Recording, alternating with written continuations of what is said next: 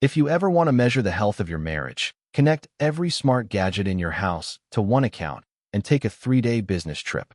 That's how I learned our front door opened at 11:42 p.m. on a Thursday, right after my smartwatch congratulated me for restful sleep in a hotel 2 time zones away. The doorbell camera pinged with a cheerful thumbnail of my wife, Emma, laughing at something off-screen. Off-screen had expensive boots and an aversion to being caught on camera, like a UFO that pays taxes. That was the moment I realized life might be pivoting, quietly, efficiently, like the hinge on that very door. I'm Michael, 37, medium height, medium build, medium feelings about cilantro. I plan software rollouts for a living, so I like lists and distress drama. My moods come with change logs. When the ping arrived, I didn't rage. I opened notes and wrote, Investigation, V1. 0, then added bullet points. Love without data is a teenager's mixtape, and I'm not in high school anymore. The signals, late entry, laughter, shadow boots, porch light 12 minutes later. The noise, my heart trying to auto-complete conclusions. I ran a thought experiment. Suppose it's innocent. Neighbor visit? Delivery? Extraterrestrials with taste in footwear? The exercise didn't make innocence likelier, but it kept me from cutting mental corners. Emma is sharp and organized, the type to send thank you notes with matching stamps. We met in a laundromat during a soap spill that looked like a silent film gag. If you're expecting me to say she changed, I won't. People don't pivot overnight, they drift.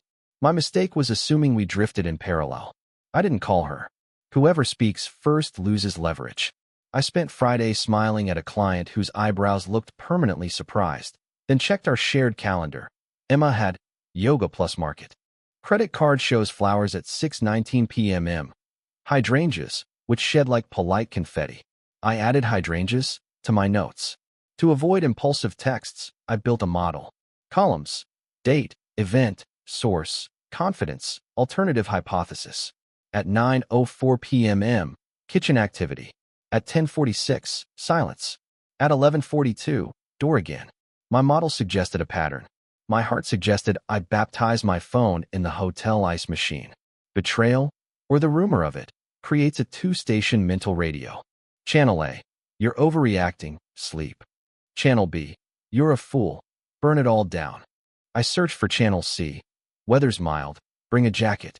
I decided to arrive early Saturday, act normal, and test a theory about the boots.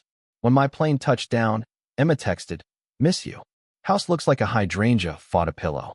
I typed sounds pretty. Deleted, then sent landing now. At home, the bouquet sat on the island. Hydrangeas, blue, water slightly cloudy. I looked for my boots and measured the dust ovals where shoes usually stood. One was smudged wider than usual.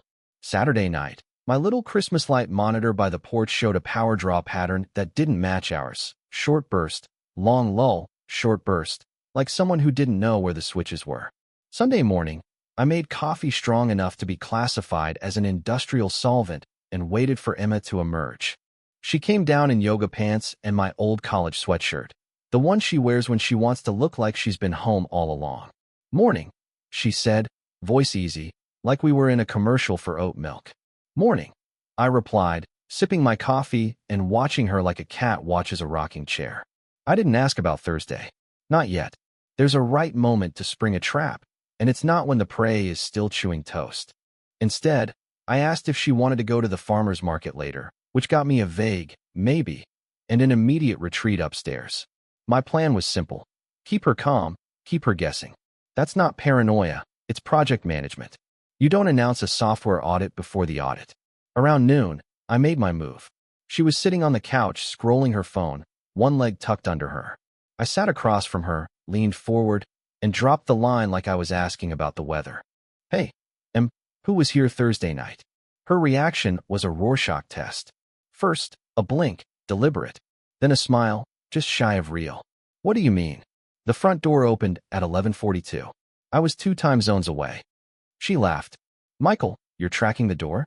That's creepy. Not as creepy as mystery boots on the porch cam. I kept my tone light, like we were swapping cookie recipes. Her eyes narrowed. It was probably Lisa. She dropped off that sourdough starter I told you about. I nodded slowly. Lisa owns those boots. Now came the tell. She looked away, not in guilt, but calculation. She was deciding whether I was bluffing. Unfortunately for her, I play poker like I write code, quietly and with version control. Michael, this is ridiculous, she said, standing. You've been away too much. You're imagining things. Maybe, I said, but you know what's not imaginary? Hydrangeas from the market before yoga, and the porch light pattern Saturday night. That stopped her mid-step. She turned, frowning. You're seriously logging porch light usage? I shrugged. I like patterns. I also like knowing what's going on in my own house. The silence stretched long enough for me to hear the fridge kick on. Then she exhaled, sharp. I don't have to explain every little thing to you. Right? I said, standing too. And I don't have to believe you when you don't. She glared, then grabbed her phone and headed for the door. I didn't stop her. Let her walk. Every variable needs room to mutate before you record the result. After she left, I opened my laptop and expanded my investigation, V1. 0-inch to V1. 1. Added columns for excuses given and facial tells. Under Thursday, claimed it was Lisa. No confirmation. Possible falsehood, 0. 8 confidence. By mid-afternoon, she was still out. I made myself lunch, poured another coffee, and thought about the next step. My goal wasn't confrontation, it was clarity. She'd just given me enough ambiguity to justify deeper testing. I decided Monday would be data surge day. Pull all the logs, door, motion sensors, Wi-Fi connections. See who's been on our network. Check credit card transactions for unusual locations. It's amazing how much truth people accidentally buy with a latte. That evening, Emma returned. She didn't speak beyond a clipped hey.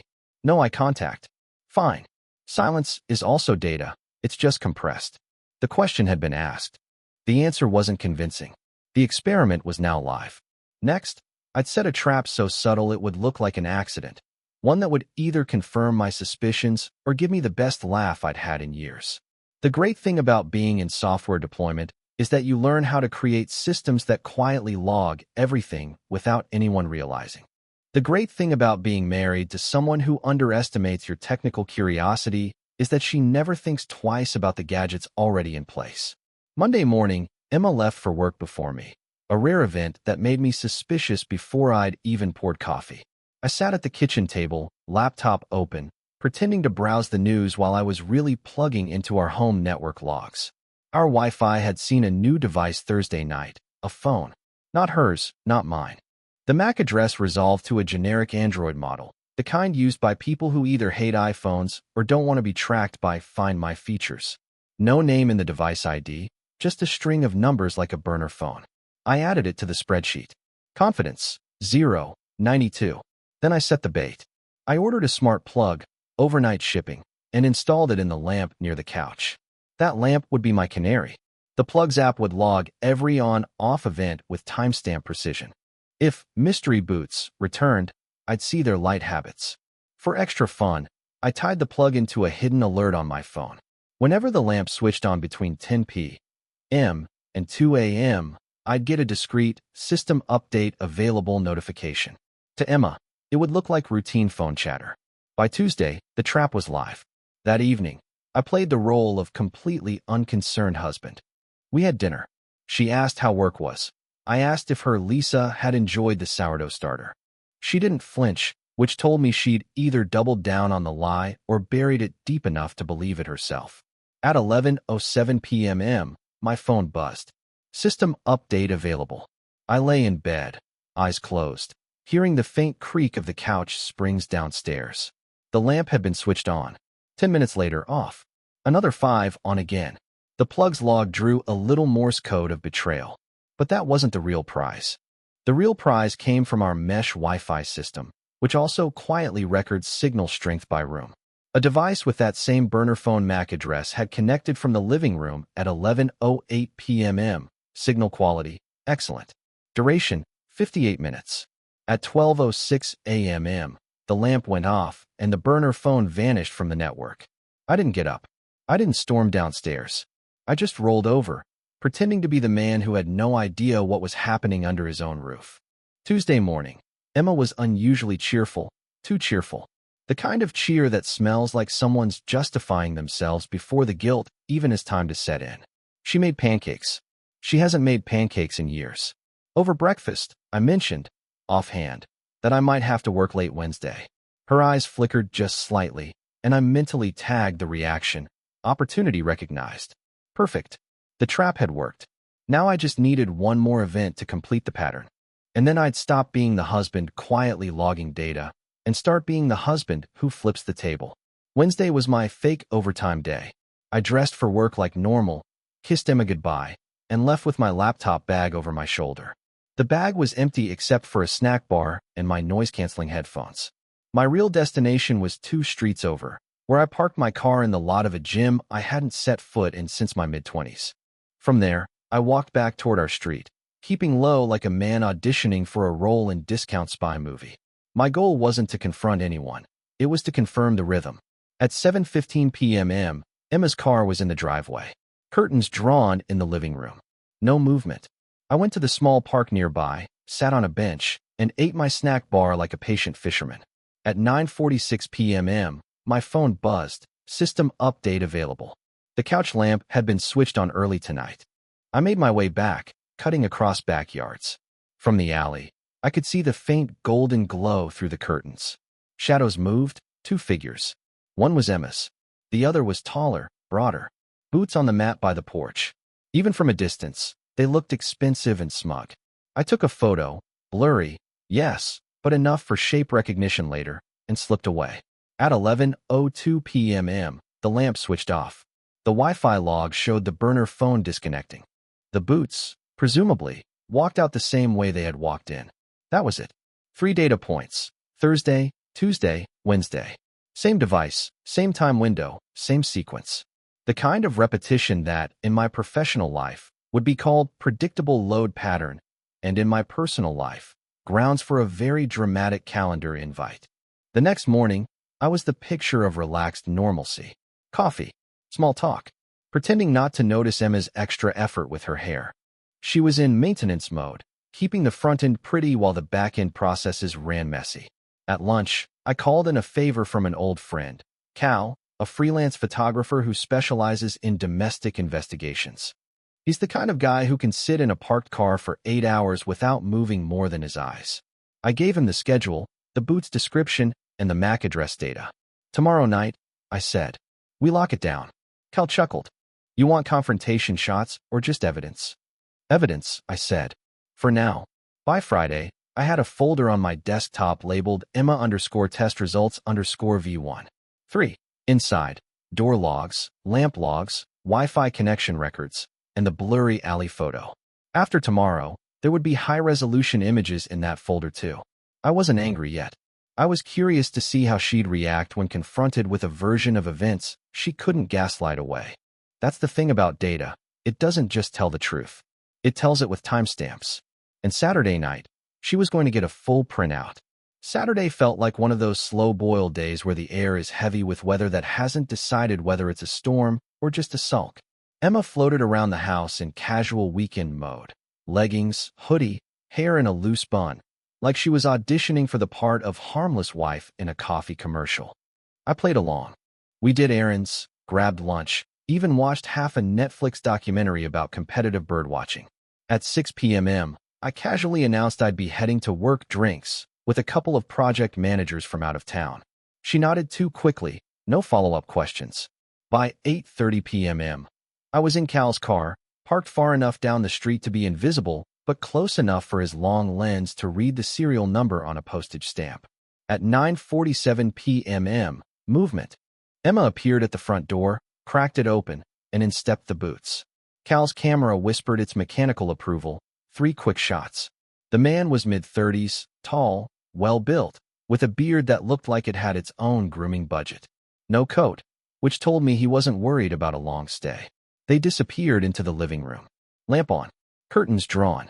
For the next hour, Cal and I sat in companionable silence, interrupted only by the occasional click of the shutter whenever a shadow crossed the window gap. At 11:03 p.m., the boots stepped out, pulling on a jacket that hadn't been there earlier. Emma lingered in the doorway, laughing at something he said before kissing him. Clear, unambiguous, full-color proof. Click, click, click. When the door shut, I felt, not rage, not heartbreak. More like the finality of a software deployment. You've run all the tests, the results are in, and the system behaves exactly as predicted. Cal lowered the camera. You want these tonight? Yeah, I said.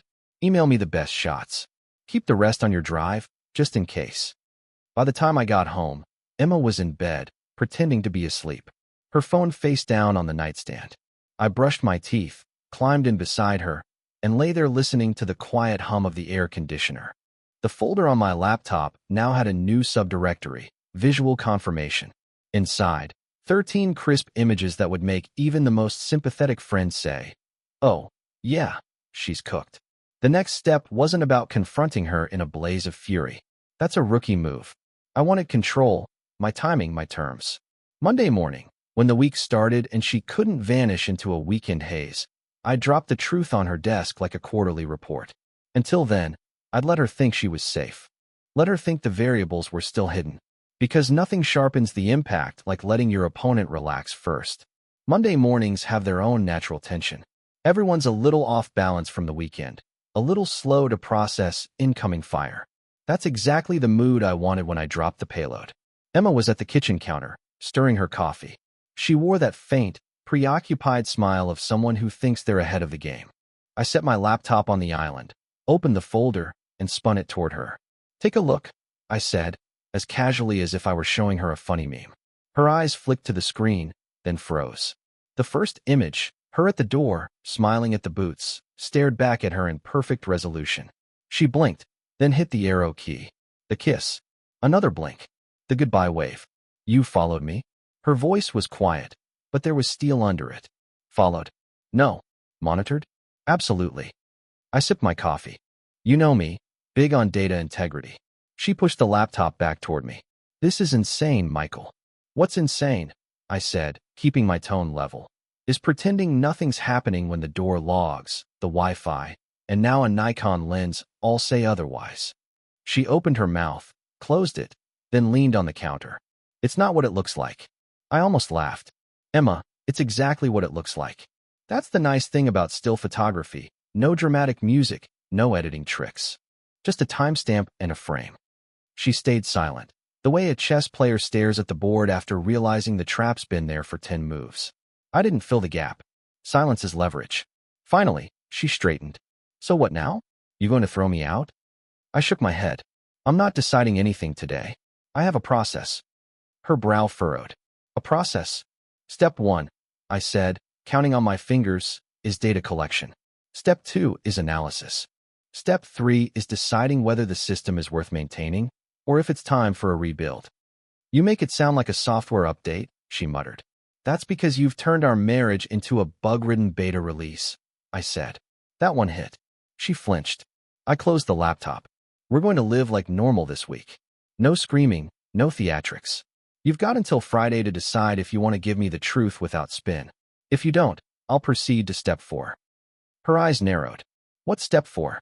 You'll know when we get there, I said, standing. As I walked to the door for work, I could feel her gaze on my back. She wasn't angry yet. She was calculating, trying to guess my next move. Good. Let her guess. Because step 4 wasn't just about ending something. It was about doing it in a way that she'd never see coming. By Tuesday morning, I could tell Emma had moved into damage control mode.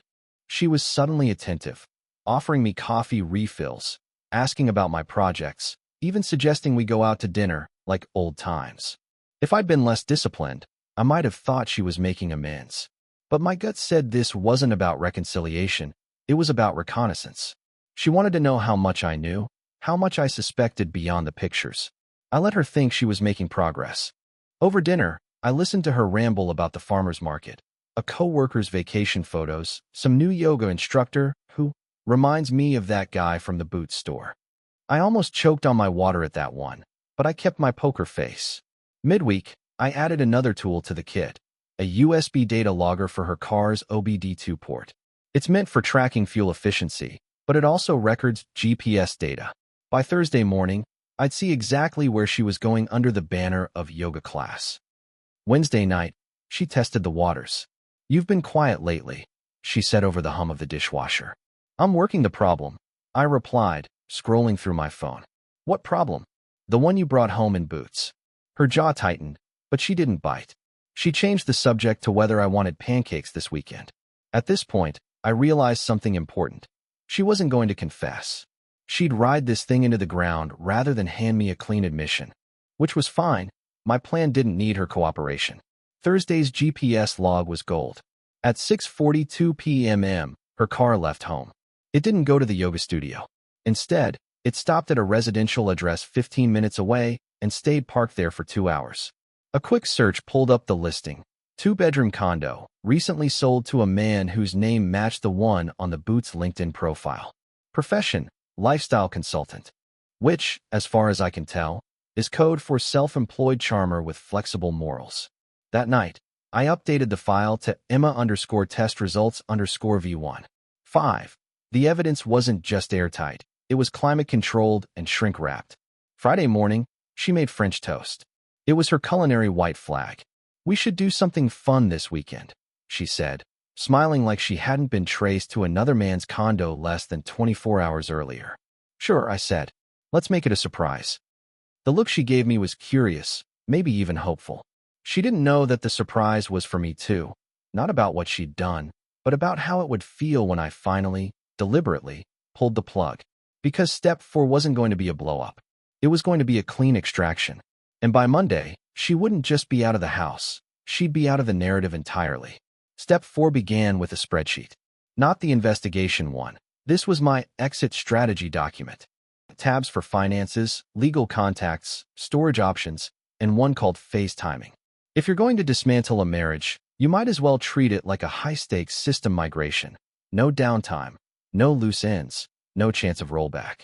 I spent Saturday morning quietly moving certain essentials, important documents, a few personal items, the good kitchen knives, into a locked storage unit. It's amazing how much you can fit into the trunk of a sedan if you pack like you're playing Tetris. By afternoon, I called my friend Dan, a lawyer who's both ruthless and allergic to drawn-out drama. "I want this quiet, fast, and airtight," I told him. He chuckled. "You've got the evidence? Organized, time-stamped, cross-referenced. Then this will be fun." That night, I played the role of doting husband. We ordered takeout, watched a movie. She sat close on the couch, her head resting lightly against my shoulder. If she noticed my breathing was steady and my pulse never jumped, she didn't mention it. Sunday, I set the real trap, not for her guilt, but for her reaction. "I'm traveling for work again," I said casually over breakfast. 3 days, starting Tuesday. She masked it well, but her eyes lit up just enough for me to log it mentally. Opportunity spotted. I knew exactly where she'd be Tuesday night, and Cal would be there again. Only this time, I'd have him deliver the photos straight to Dan's office before I even landed. Monday morning, step 4 went live. Dan filed the paperwork electronically at 9:15 a.m., set the date for a mediated meeting, and froze the joint accounts at 9:32. I transferred my paycheck to a new account by 9:45. Efficiency. Thy name is premeditated detachment. At 10:10 a.m., I emailed Emma the calendar invite. Discussion, attendance required. Attached was a PDF titled Event Summary, Final. Inside were the clearest photos, the GPS logs, the door data, and one closing line. "Emma, this is not a conversation about whether it happened. This is a notification that it's over." She didn't respond immediately. At 11:02, I got a single text. "We need to talk." I didn't reply. Step 4 didn't have a talk-it-out subroutine. By the time I got home that evening, she'd vacated the house. A few clothes gone, her toiletries missing. Everything else, the furniture, the photos, the life we'd built, remained. It was quiet, peaceful. I poured myself a drink, sat on the couch, and opened the empty investigation folder on my laptop. Deleted it. Recycled bin emptied. The system was offline. For the first time in weeks, there were no pings, no alerts, no shadows moving behind the curtains. Step 4 was complete. You'd think the first morning alone in the house would feel hollow, like someone turned the volume down on life. But it didn't. It felt like I'd finally walked out of a server room where the fans had been screaming for months without me realizing. I made coffee, too strong, the way I like it when I'm not making it for someone else's taste. Sat at the kitchen island with the mug and looked at the space across from me, empty except for the hydrangea vase.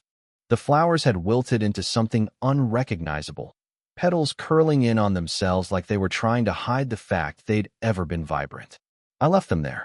Let them finish the job. People imagine betrayal leaves you in pieces. For me, it was more like someone cleared a corrupted drive.